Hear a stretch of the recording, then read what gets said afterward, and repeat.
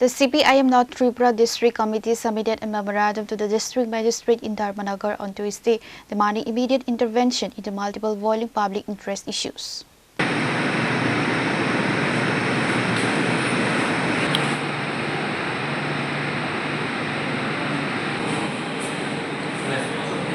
The party alleged massive corruption in the Pradhan Mantri Awas Yojana Gramin housing selection list, where actually homeless families were excluded. গ্রামীণ এলাকায় বসবাসকারী মানুষের জন্য যে প্রধানমন্ত্রী আবাস যোজনা এই যোজনার যে তালিকা বিভিন্ন জায়গায় শোনা যাচ্ছে এই তালিকার মধ্যে অসংখ্য সমস্যা রয়েছে। যাদের ঘর পাওয়ার কথা সেই গরিব মানুষের নাম তালিকাবদ্ধ নেই, যাদের না হলেও চলে তাদের নামও সেখানে আছে, বা তারও আগে যারা এই বেনিফিট পেয়েছেন তাদের নামও রয়েছে। আমরা এটাই ডিএম সাহেবের কাছে দাবি জানিয়েছি যে উপযুক্ত প্রার্থী যাতে কেউ বাদ না পড়ে, যে গরিব মানুষ যাদের আবাসনের সমস্যা রয়েছে তারা যাতে ঘর পান, সরকারি এই কর্মসূচি থেকে যাতে তারা বাদ না পড়েন।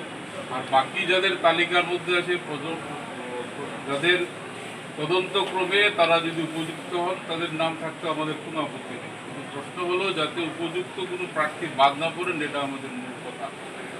2 নম্বর বিষয়, ধর্মনগর শহর সহ সারা জেলার রাস্তাঘাট, যে রাস্তাঘাটে এখন মানুষ চলাচল অনুপযোগী হয়ে দাঁড়িয়েছে।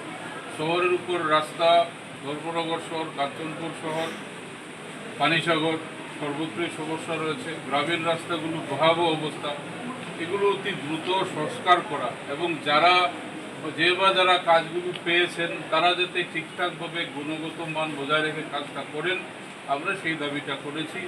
এবং অতি দ্রুত, বর্ষা আছে এটা বলে এটা পিছানো যাবে না, কারণ এই রাস্তার ভাঙার অবস্থাটা এই একদিনে হয়নি, দিন দিন যা ভাঙতে ভাঙতে সেই জায়গায় গেছে যে এখন মানুষ চলাচলই করতে পারে না, অসুস্থ মানুষদের নিয়ে পৌঁছা যায় না, হাসপাতালে পৌঁছতে পারে না, তাদের জীবন আশঙ্কা দেখা দেয়, এইসব সমস্যা। 3 নম্বরটা আমরা ধরেছি আমাদের জেলা হাসপাতাল।